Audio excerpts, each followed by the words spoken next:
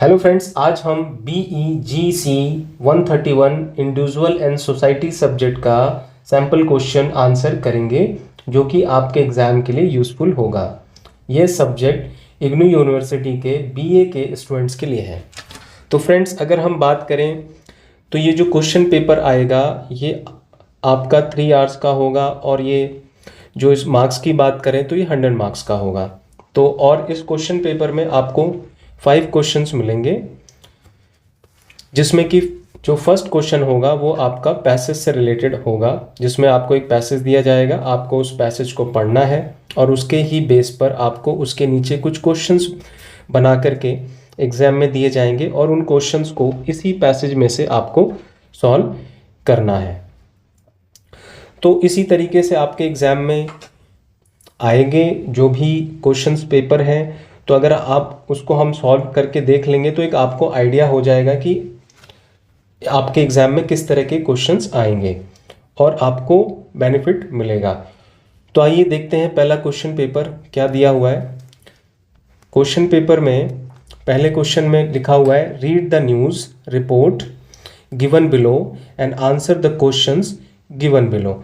तो आपको इस एक रिपोर्ट दी गई है, न्यूज़ रिपोर्ट दी गई है नीचे, उसको आपको पढ़ना है अच्छे से और फिर आंसर्स करना है क्वेश्चंस का जो नीचे उसके दिए गए हैं। तो लिखा हुआ है raising an alarm bell on the city's water situation, यानी शहर की जल स्थिति पर खतरे की घंटी बजाते हुए दिल्ली जल बोर्ड DGB चीफ ने कहा है that कि the gap between the demand and supply of water in the city was widening। जो गैप है डिमांड और सप्लाई यानी आपूर्ति, पानी के आपूर्ति और डिमांड का जो गैप है वो शहर में बहुत ज़्यादा वाइडनिंग हो गया है, वो बहुत ज़्यादा बढ़ गया है। As the gap is being met by drawing ground water, और उस गैप को जो है ग्राउंड वाटर यानी भूमिगत जो पानी होता है उसको खींच करके उस गैप को पूरा किया जा रहा है, भरा जा रहा है, उसकी पूर्ति की जा रही है। तो उससे हो क्या रहा है, द वाटर टेबल जो पानी का स्तर है इस फॉलिंग, वो गिरता जा रहा है एट एन अलार्मिंग रेट पर, यानी बहुत ही चिंताजनक दर पर। Instead of the earlier demand and supply figures of 800 million gallons a day, तो जो पहले की डिमांड और सप्लाई फिगर्स थी 800 मिलियन गैलन्स ए डे की, उसके बजाय 650 MGD रिस्पेक्टिवली ही सेड, उसने कहा दोज फिगर्स वर बेस, वो जो फिगर्स थी वो आधारित थी ऑन 2001 सेंसस फिगर्स के आधार पे। बट एज क्योंकि द पॉपुलेशन हैज़ इंक्रीज, क्योंकि अब जो है पॉपुलेशन वो बढ़ चुकी है इन दी लास्ट 2 ईयर्स, पिछले 2 सालों में, तो डिमांड जो है इज़ नाउ ओवर 830 MGD। जो अब की करंट जो वर्तमान की जो पानी की डिमांड है वो 830 MGD हो चुकी है।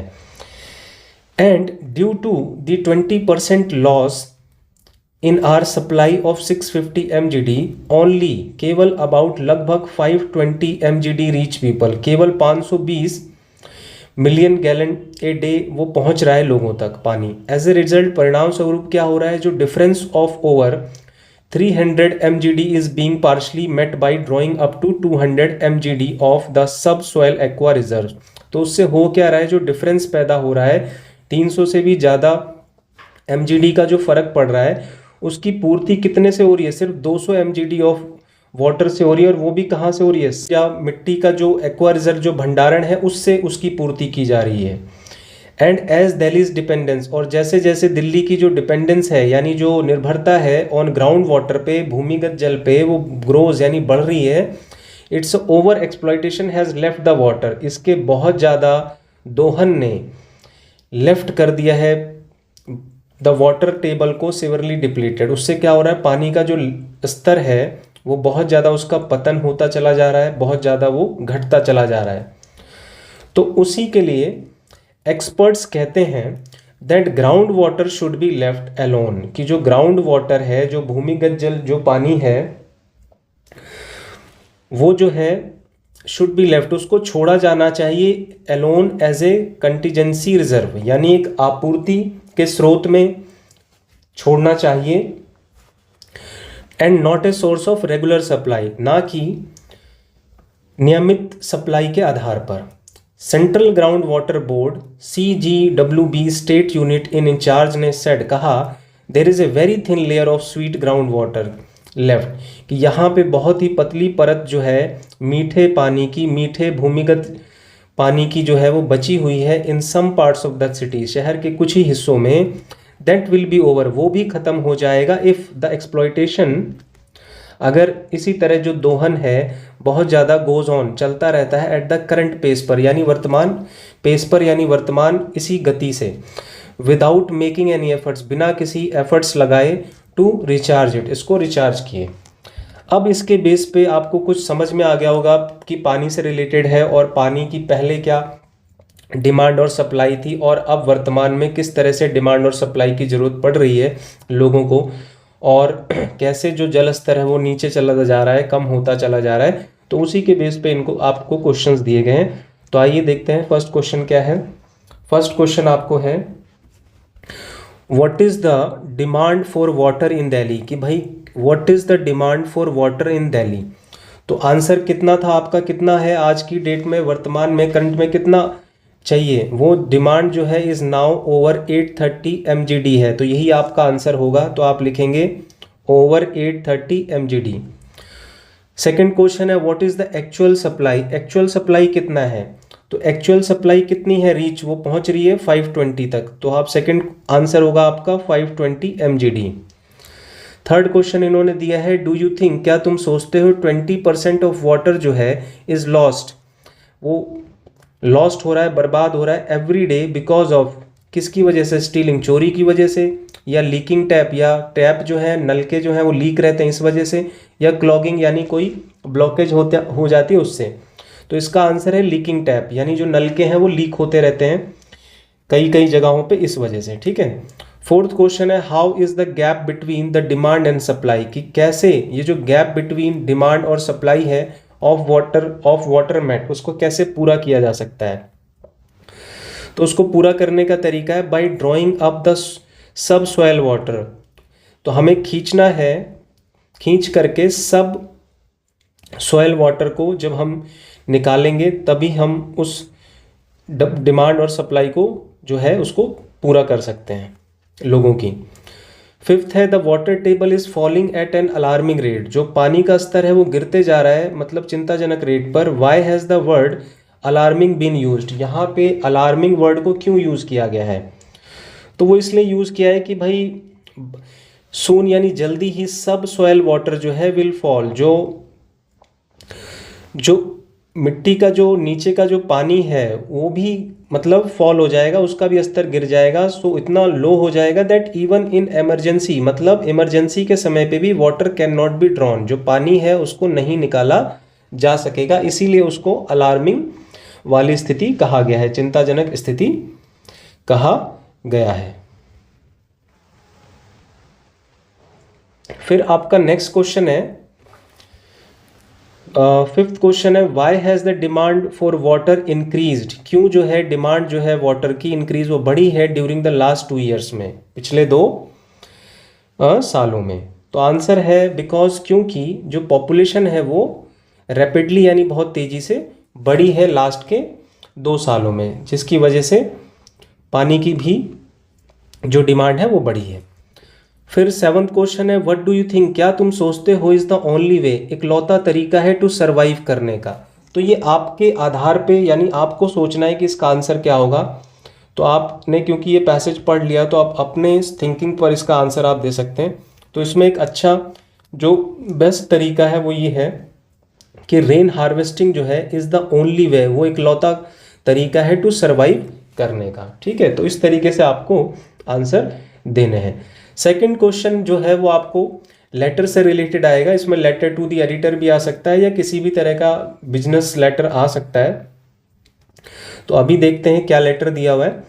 सेकंड क्वेश्चन दिया हुआ आपको, imagine you are the manager, आप मैनेजर हैं ऑफ द होटल के, और होटल का नाम है Andaman beach resort. Write a letter email या तो आप लेटर लिख लें या ईमेल लिखें और कंफर्म करना है आपको रिजर्वेशन ऑफ द एकोमोडेशन का। जो आवास आपने जो बुक किया होगा उसका मतलब वो जो होटल में कमरे हैं वो बुक हो चुके हैं। तो सबसे पहले कोई भी लेटर लिखते हैं तो आपको सेल्फ एड्रेस लिखना है। तो आप मैनेजर हो तो आप मैनेजर ने ही ये पत्र लिखा है, ये लेटर लिखा है, तो पहले सबसे पहले वो अपना सेल्फ एड्रेस लिखेगा। तो क्योंकि वो होटल का मैनेजर है तो वो होटल का ही अपना सेल्फ एड्रेस देगा, अपने घर का को तो देगा नहीं, तो वो अपने होटल का देगा। तो होटल का आप लिख रहे हैं the Andaman beach resort port Blair, ये उसका प्लेस है। फिर आपको टेलीफोन नंबर शो कर देना है। फिर एक लाइन छोड़ के आपको डेट दिखा देनी है। जैसे आज आप लेटर लिख रहे हैं तो आपको डेट लिख देनी है आज की।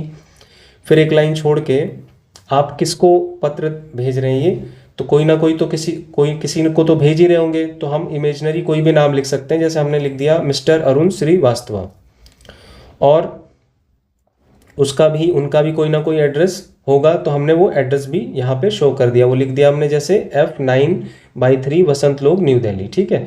फिर एक लाइन छोड़ के आपको लिखना है डियर मिस्टर श्रीवास्तव, कोमा करके फिर आप लिख रहे हैं thank you for the telephonic message I am writing, मैं लिख रहा हूँ टू यू, तुमको, टू से बताने के लिए, दैट की वी कैन रिजर्व, हम रिजर्व कर सकते हैं 3 double rooms with AC from December 24 12 बजे दोपहर से लेकर दिसंबर 31 12 बजे दोपहर तक, ठीक है।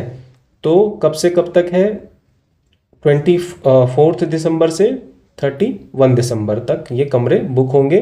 12 बजे से काउंट होंगे और 12 बजे 31 के भी 12 बजे तक काउंट होंगे। All 3 rooms have a C view, जितने भी वो तीनों कमरे हैं उसमें सी व्यू मिलेगा आपको। And are on the second floor, और ये जो कमरे होंगे वो सेकेंड फ्लोर पे होंगे ऑफ द रिजॉर्ट के। और जो कॉस्ट होगी ऑफ पर रूम की वुड बी, वो होगी ₹5000 पर नाइट, इंक्लूडिंग उसमें शामिल होगा टैक्सेस भी होगा उसमें, और सर्विस चार्ज भी उसी में इंक्लूड होगा। ब्रेकफास्ट फॉर ईच पर्सन जो है वुड कॉस्ट वो ₹500 एक्स्ट्रा होगी।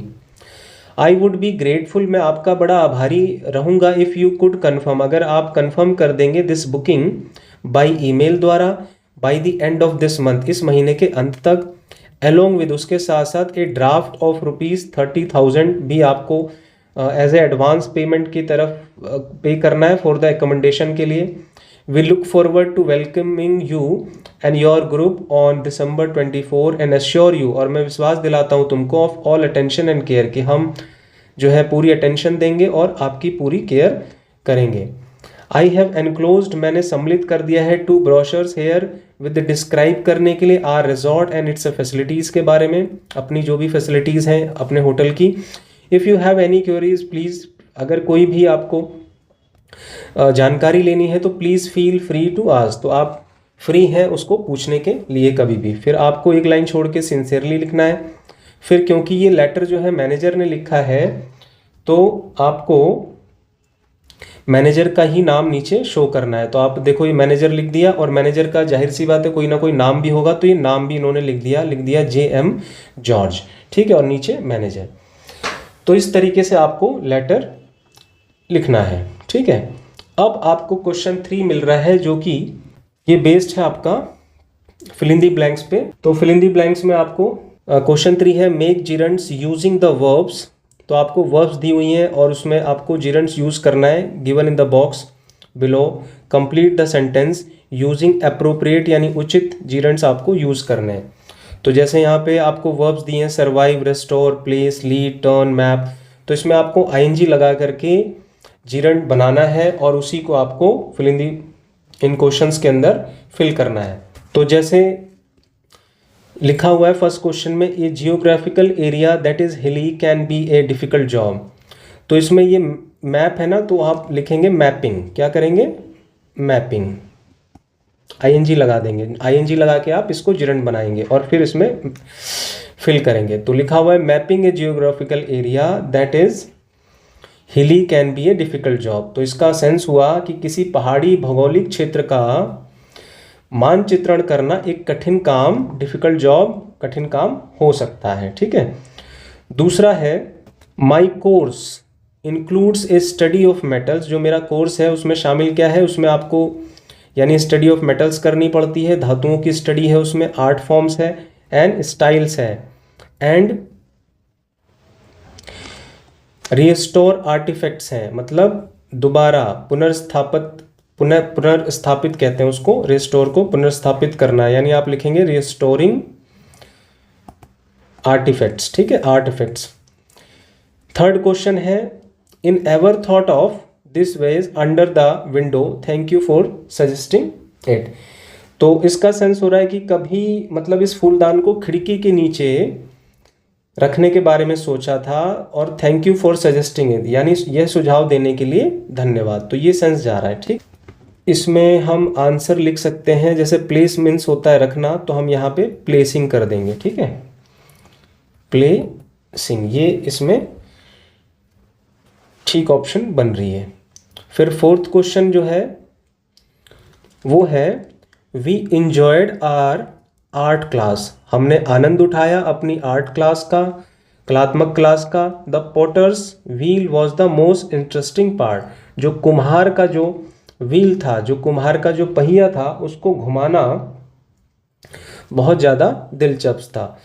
तो हम यहाँ पे आंसर लिखेंगे टर्निंग, टर्निंग मतलब घुमाना, तो यहाँ पे टर्निंग ऑप्शन ठीक आ रही है। फिर है फिफ्थ, ए सेकेंड हार्ट अटैक जो है, जो दूसरा हार्ट अटैक आता है, इज़ डिफ़िकल्ट, वो बड़ा मुश्किल होता है, बड़ा डिफ़िकल्ट होता है फॉर मोस्ट पेशेंट, ज़्यादातर पेशेंट्स के लिए। जैसे हम कहते हैं ना कि फर्स्ट वाला उतना जो है मेजर नहीं होता, लेकिन जो सेकंड वाला होता है काफ़ी रिस्की हो जाता है, या थर्ड वाला बहुत रिस्की होता है, तो उसी सेंस में ये है।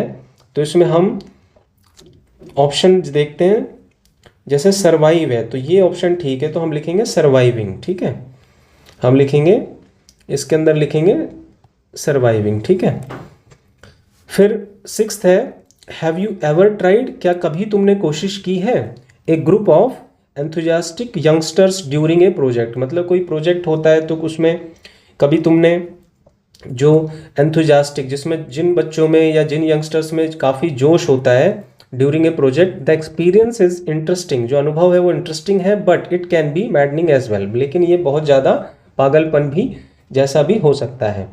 तो इसमें हैव यू एवर ट्राइड, तो इसमें लीडिंग करना, मतलब लीड करना, जैसे नेतृत्व करना, या मतलब कि क्या तुमने कभी कोशिश करी है नेतृत्व करने की एक ग्रुप ऑफ एंथुसियास्टिक यंगस्टर्स को ड्यूरिंग ए प्रोजेक्ट, किसी प्रोजेक्ट के दौरान, ठीक है। तो इसमें लीडिंग वाली ऑप्शन, लीडिंग आएगा इस क्वेश्चन के अंदर। नेक्स्ट क्वेश्चन है फोर्थ आपका, फोर्थ भी आपका fill in the blanks based है। तो इसमें क्या है, इसको भी देखते हैं। लिखा हुआ है, complete the sentence given below, आपको कंप्लीट करना है वाक्यों को जो नीचे दिए गए हैं, यूज करते हुए अप्रोप्रिएट यानी उचित वर्ड्स फ्रॉम द बॉक्स। तो ये कुछ वर्ड्स दिए हैं आपको बॉक्स में, इनमें से आपको जो भी आपको लगता है वो आपको फिल करना है, ठीक है। तो जैसे लिखा है फर्स्ट में, 50 years back a father was an, यानी 50 years back a father was an figure in the house hold whose word was law, जिसके शब्द जो होते थे पिता के, वो एक कानून होते थे, मतलब जो पिताजी ने कह दिया वही माना जाएगा। तो इसमें ऑथोरिटेटिव का मतलब होता है आधिकारिक, तो इसमें हम ये वाला वर्ड डालेंगे, ऑथोरिटेटिव, ठीक है, यानी आधिकारिक, मतलब पिताजी ने जो कह दिया वो माना जाएगा, जो उन्होंने अधिकार से कह दिया वो कहा जाए, वो माना जाएगा। आगे है, Subramaniam Bharati was a poet and he has written many poems, और उन्होंने लिखे हैं कई सारी कविताएं, एक्सप्रेस करते हुए हिज डिज़ायर, अपनी इच्छा, फॉर इंडियाज़ फ्रीडम, भारत के स्वतंत्रता के लिए। तो Subramaniam Bharati was a revolutionary मतलब एक क्रांतिकारी कवि थे, एंड ही हैज़ रिटन, और उन्होंने लिखे हैं मैनी पोएम्स, तो इसमें ये वाली ऑप्शन ठीक है। फिर थर्ड क्वेश्चन है हमारा, द कॉन्फ्रेंस वॉज अटेंड की गई, जो कॉन्फ्रेंस थी, सम्मेलन जो था वो अटेंड किया गया by most of the heart surgeons द्वारा ऑफ दी कंट्री के, यानी देश के, ठीक है। तो अब इसमें क्या आना चाहिए, इसमें जो लीडिंग वर्ड है वो आना चाहिए कि द कॉन्फ्रेंस वॉज अटेंड किया गया, मतलब जो सम्मेलन है उसको अटेंड किया गया by most of the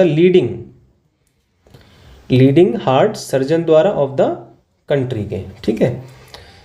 fourth है हैव यू सीन, क्या तुमने देखा है new advertisements, it has the famous Raja Ram Mohan in a striking pose में है, वो बहुत ज़्यादा शानदार पोज में है,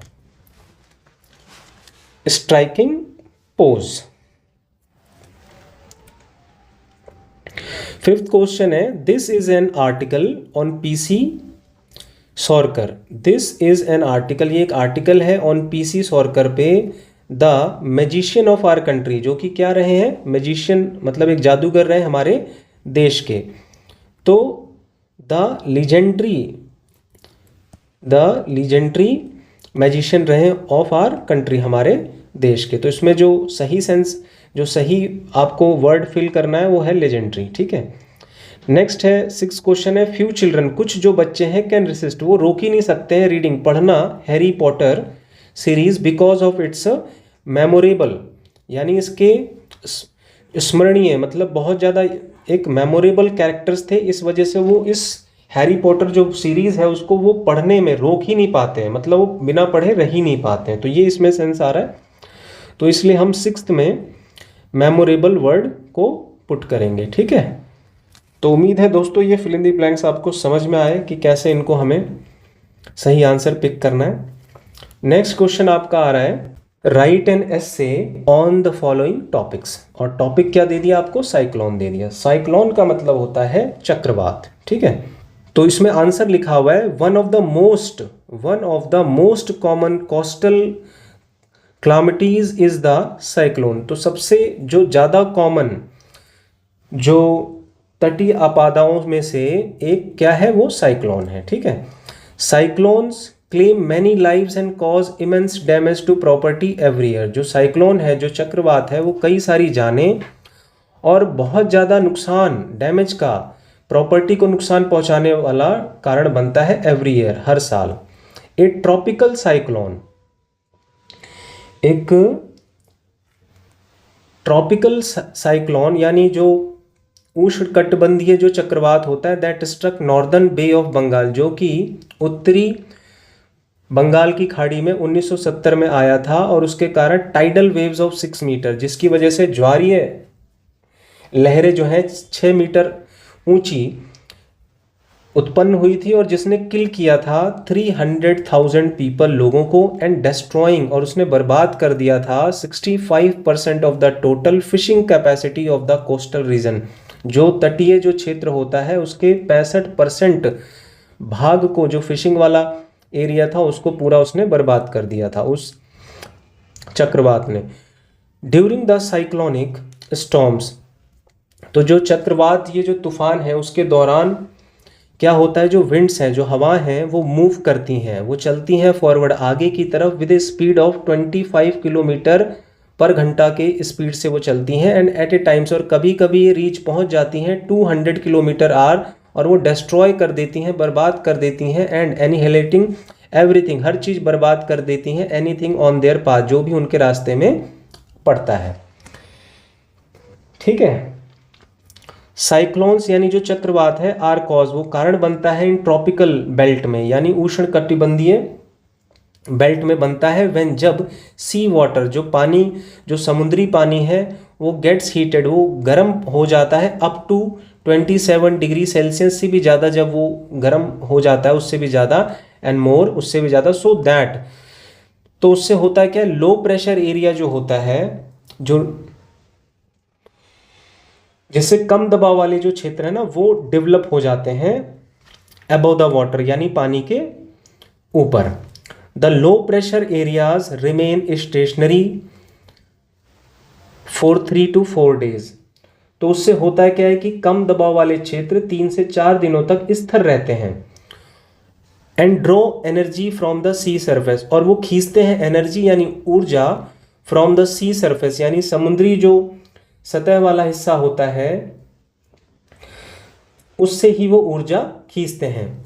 as the pressure in the centre fall, जैसे ही प्रेशर जो होता है, जो दबाव है केंद्र में, फॉल यानी गिरता है, द विंड स्पीड, जो हवा की जो स्पीड है वो इंक्रीज बढ़ जाती है।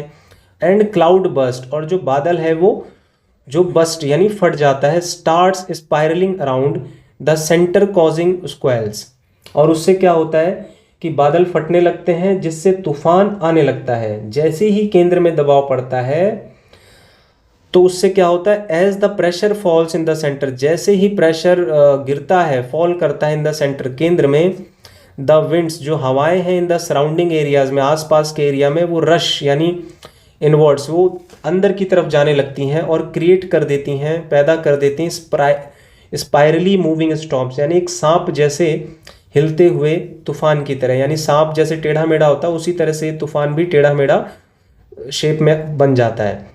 द साइक्लोन देन मूव्स लैंडवर्ड, और फिर जो चक्रवात है वो मूव करता है लैंडवर्ड की तरफ, जमीन की तरफ, towards area of the lowest pressure, जहाँ पे कम दबाव रहता है उस एरिया की तरफ ये बढ़ने लग जाता है। ठीक है, आगे है टुडे,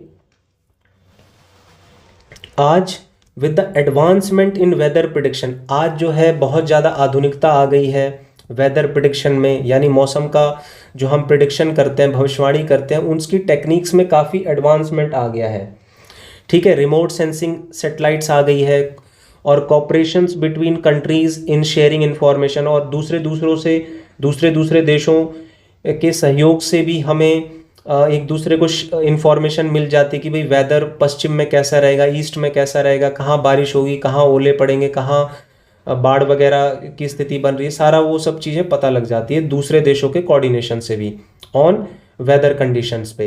इट इज़ पॉसिबल, ये बड़ा संभव है, टू प्रिडिक्ट करना यानी भविष्यवाणी करना, the birth of A cyclone, कि कहाँ से ये जो साइक्लोन है उसकी बर्थ होगी। ठीक है,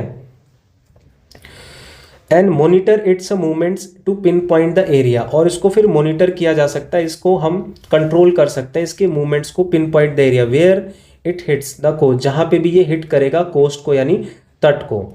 इन स्पाइट ऑफ दिस, इसके बावजूद भी, the damage caused is very sewer, जो डैमेज होता है, जो नुकसान होता है वो काफ़ी रहता है, वो बहुत ज़्यादा तब भी रहता है, मतलब इतनी ज़्यादा प्रिकॉशंस के बावजूद भी जो डैमेज है वो काफ़ी सीवर है, मतलब बहुत ज़्यादा है। The well planned relief operations, बहुत अच्छे से अगर सुनियोजित रिलीफ ऑपरेशंस गोइंग भी जो है ना वो hover in the last minute, वो भी अंतिम क्षणों में बर्बाद हो जाता है। In the areas that are prone to cyclones, कुछ एरिया जो कि साइक्लोन्स यानी चक्रवात के बहुत ज़्यादा प्रोन है, मतलब वहाँ पे बहुत ज़्यादा चक्रवात आते हैं, तो द गवर्नमेंटल यानी सरकारी एंड नॉन गवर्नमेंटल यानी गैर सरकारी एजेंसीज जो हैं हैव परफेक्टेड, उन्होंने परफेक्ट कर लिया है ड्रिल को, and the routine to be follow in the pre, मतलब वो रूटीन से चेक करते रहते हैं प्री यानी पहले साइक्लोन से आने वाले पहले समय को, ड्यूरिंग द पोस्ट, और साइक्लोन जब आ जाता है चक्रवात का जो तूफान है उसके बाद वाले को। But more often than not lack of coordination, लेकिन ज़्यादातर जो कोऑर्डिनेशन का अभाव रहता है बिटवीन डिफरेंट एजेंसीज, अलग अलग एजेंसीज के बीच में, या उनके वर्किंग एट क्रॉस पर्पज, या उनका जो काम करने का जो उद्देश्य होता है वो डिफरेंट होता है। And starting the preparations at the last minute can undo all the planning, और जो ये प्रिपरेशन शुरू करते हैं लास्ट मिनट पे वो सारी प्लानिंग्स को, सारी योजनाओं को विफल कर सकता है। The case in point is the cyclone shelters constructed along the eastern coast, तो इस केस में साइक्लोन शेल्टर जो साइक्लोन आश्रय होते हैं कंस्ट्रक्ट उनको बनाया जाता है अलोंग द ईस्टर्न कोस्ट यानी पूर्वी तट पर इन आंध्र प्रदेश में। None of the shelter is well maintain, तो उनमें से कोई भी जो शेल्टर है, शरण जो है, आश्रय जो है वो वेल मेंटेन नहीं है। एंड हैव बिकम अनइनहैबिटेबल, और जो कि वो रहने योग्य नहीं है। अनयूजेबल व्हेन नीडेड, जब भी कभी ज़रूरत पड़ती है तो वो यूज़ करने लायक ही नहीं है, मतलब उसमें आप रह नहीं सकते, उसमें आप अपने आप को रह करके बचा नहीं सकते हैं। ठीक है, तो उम्मीद है दोस्तों ये क्वेश्चन पेपर आपको समझ में आया होगा। तो इसी तरीके से आपको क्वेश्चन आएंगे और आपको एक आइडिया लगेगा कि कैसे आंसर्स अपने एग्ज़ाम में आपको देने हैं। तो अगर आपको वीडियो अच्छी लगी तो चैनल को आप ज़रूर सब्सक्राइब करें, लाइक करें और अपने फ्रेंड्स के बीच में शेयर करें। Okay friends, bye.